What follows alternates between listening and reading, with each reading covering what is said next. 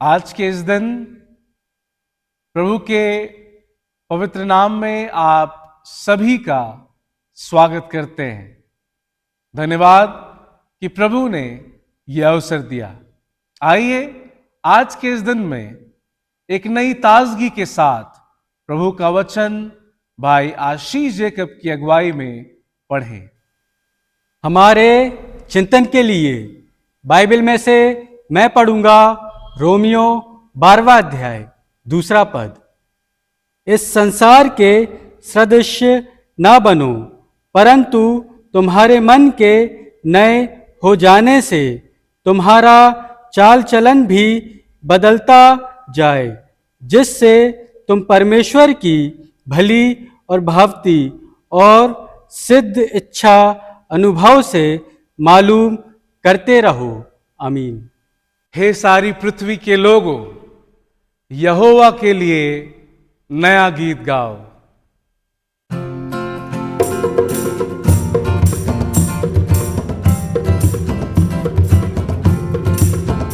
अति शीघ्र ही टल जाएंगी ये तकलीफें 2 दिन की, अति शीघ्र ही टल जाएंगी ये तकलीफें 2 दिन की। ना हो ना निराश, ना हो ना निराश, ना हो ना निराश, तुम ना हो ना निराश। यीशु के खातिर मरना पड़े तो ये हमारा सौभाग्य है। यीशु के खातिर मरना पड़े तो ये हमारा सौभाग्य है। ना होंगे निराश, हम ना होंगे निराश, ना होंगे निराश, हम ना होंगे निराश। अति शीघ्र ही टल जाएगी ये तकलीफें 2 दिन की, अति शीघ्र ही टल जाएगी ये तकलीफें 2 दिन की। आइए बड़े विनम्र और सरल हृदय के साथ प्रभु की दिव्यवाणी प्रभु के सेवक बिशप डॉक्टर विपिन लाल जी के द्वारा सुने।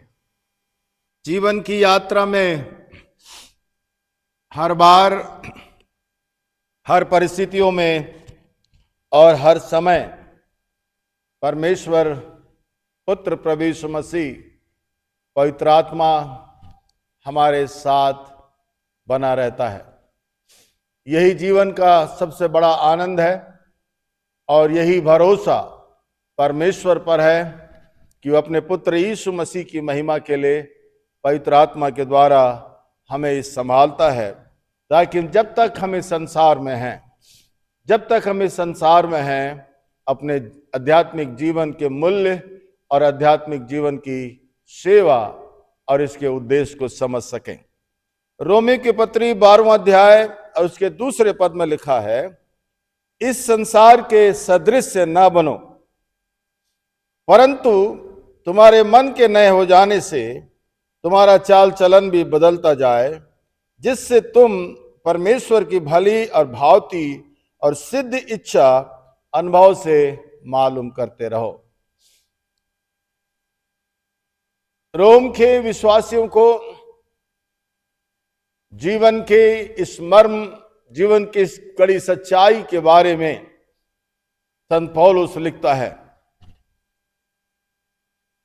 रोमी की पत्री 1 अध्याय और उसके 11वें पद को जब आप पढ़ेंगे तो आप पाएंगे कि इन 11 अध्यायों में बहुत से हमारे आध्यात्मिक जीवन से जुड़ी हुई आध्यात्मिक जीवन के सिद्धांत हैं, जो सिद्धांत परमेश्वर के द्वारा बनाए गए हैं।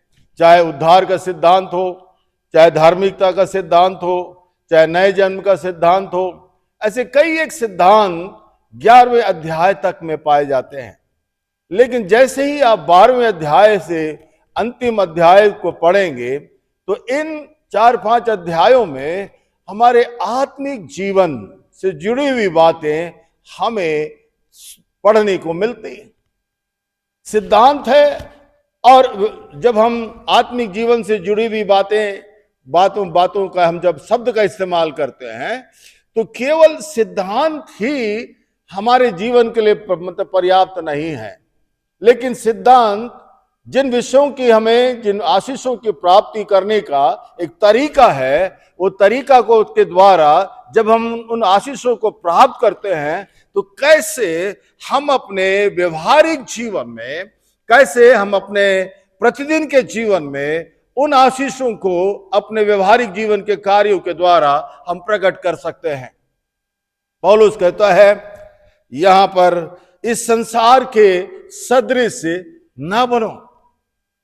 बाइबल बार बार हमें संसार के प्रति जागरूक रहने की शिक्षा देता है, संसार के मोह माया से बचने की शिक्षा देता है, संसार की अभिलाषाओं से बचने की शिक्षा देता है, संसार को अपने ऊपर प्रभावित ना करने की शिक्षा देता है और संसार से भाग निकलने की शिक्षा देता है, ताकि संसार में से आपको और मुझको परमेश्वर पुत्र प्रभु यीशु मसीह ने अलग किया है। जैसे पतरस कहता है कि तुम्हारा छुटकारा सोने और चांदी से नहीं के द्वारा नहीं हुआ, परंतु प्रभु यीशु मसीह के द्वारा हुआ। परमेश्वर ने तुम्हें संसार के अंधकार में से परमेश्वर ने तुम्हें अलग किया है, बुलाया है। यह परमेश्वर का अनुग्रहमय कार्य है जो परमेश्वर ने हमारे जीवन में दिया है। ये पूर्ण विराम नहीं है, लेकिन इससे आगे चलकर वो लिखता है कि जो कुछ तुमने परमेश्वर के अनुग्रह के द्वारा और तुम्हारे विश्वास करने के द्वारा तुमने प्राप्त किया है, उन्हें अब तुम्हें अपने चाल चलन के द्वारा तुम्हें प्रकट करना है। ये आपकी और मेरी जिम्मेदारी है, आपका और मेरा आध्यात्मिक कर्तव्य है। आपके और मेरे आध्यात्मिक जीवन के लिए परमेश्वर की इच्छा है कि बुद्धि के नए हो जाने से पहले हम तो संसार के अधीन थे, पापों की गुलामी में थे, लेकिन प्रभु यीशु मसीह के द्वारा हमने एक नई सोच को पाया। यीशु मसीह के द्वारा हमने एक नई बुद्धि को पाया। यीशु मसीह के द्वारा हमने एक नई आशीषों को पाया है। ये हमारा आंतरिक जीवन है, ये हमारे आंतरिक जीवन के अंदर है, लेकिन उस आंतरिक जीवन को संसार के अंदर, संसार में हमको प्रकट करना है। ये कैसे प्रकट होगा? पूरी बाइबल में, नए नियम में, अनेक पत्रियों में प्रभु के सेवकों ने हर एक शिक्षाओं को दिया है। छोटी छोटी शिक्षाओं को प्रभु ने हमें सिखाया है, चाहे व्यक्तिगत जीवन के प्रति हो, चाहे पारिवारिक जीवन के प्रति हो, चाहे हमारी जिम्मेदारियों से संबंधित हो, चाहे किसी से भी संबंधित हो। ये सारी बातें सुसमाचार की इन पत्रियों के अंदर है। संसार के सदृश से ना बनो, इसका मतलब है हम संसार और प्रभु दो नाव में पैर नहीं रख सकते हैं। यीशु मसीह ने अपनी शिक्षाओं में हमें अवगत कराया है कि एक व्यक्ति दो मालिकों की सेवा कभी नहीं कर सकता है। एक व्यक्ति दो नावों में कभी भी पैर नहीं रख सकता है। एक व्यक्ति दो रास्ते में कभी भी चल नहीं सकता है। यदि हमने चौड़े रास्ते से अपने जीवन को, प्रभु यीशु को देकर हम सकरे रास्ते पे बुलाए गए लोग हैं, यदि हम जीवन वो जीने वाले लोग हैं, यदि प्रभु चाहता है कि वो जो जीवन हमने प्रभु से पाया है तो उसे अपने चाल चलन के द्वारा, अपने व्यवहार के द्वारा, हम चाल चलन कहाँ बताएंगे, व्यवहार कहाँ बताएंगे? संसार में, संसार के लोगों के मध्य में, संसार के लोगों के बीच में। हो सकता है मेरा जो पड़ोसी है वो मेरे विश्वास का नहीं है, हो सकता है जो मेरा पड़ोसी है वो मेरे मत का नहीं है, हो सकता है जो मेरा पड़ोसी है वो मेरी सोच का नहीं है, हो सकता है जो मेरा पड़ोसी है वो मेरे स्वभाव का भी नहीं है, ये हकीकत है। लेकिन फिर भी हमें उस व्यक्ति के पास, उस परिवार के पास यदि शुभ संदेश पहुंचाना है, यदि हम अपने आप को उस शुभ संदेश के योग्य समझते हैं, तो हमारा फर्ज है कि हम अपने चाल चलन के द्वारा, अपने योग्य आचरण के द्वारा, अपनी सोच के द्वारा हम लोगों तक सुसमाचार को पहुंचाएं, लोगों को सुसमाचार बांटें, लोगों को सुसमाचार बताएं। मेरे जिन मित्रों, कई बार हमारी जिंदगी, इसीलिए बाइबल में लिखा हुआ है, जहां जहां यीशु मसीह के चेले जाया करते थे, उस जगह पर लोग उन्हें देखने के लिए, लोग आशीष पाने के लिए, लोग चंगाई पाने के लिए, लोग जीवन पाने के लिए उन चेलों से प्रभावित होते थे, उन चेलों से, क्योंकि उनके अंदर यीशु के द्वारा दिया गया जीवन है, यीशु के द्वारा वो आशीष है। अब उन चेलों का फर्ज है कि वो अपने चाल चलन के द्वारा, थोमा के बारे में कहा जाता है कि थोमा हिंदुस्तान में सुसमाचार को लेकर आया।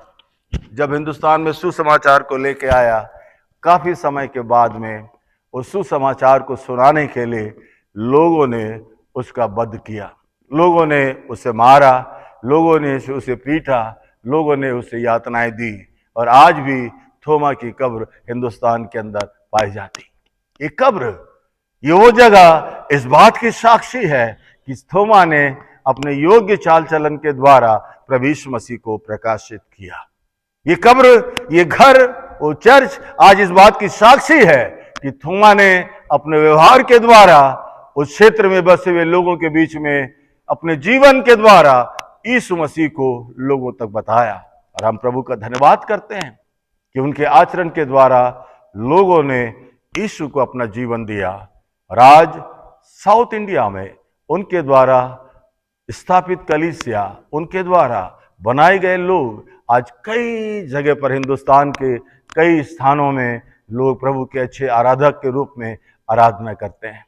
संत पौलुस रोमियो के विश्वासियों से कहता है कि जो कुछ तुमने जीवन पाया है, उस जीवन को अपने व्यवहार के द्वारा, ऐसा हो नहीं सकता कि इतवार दिन हम कुछ हैं और सोमवार से शनिवार तक कुछ हैं।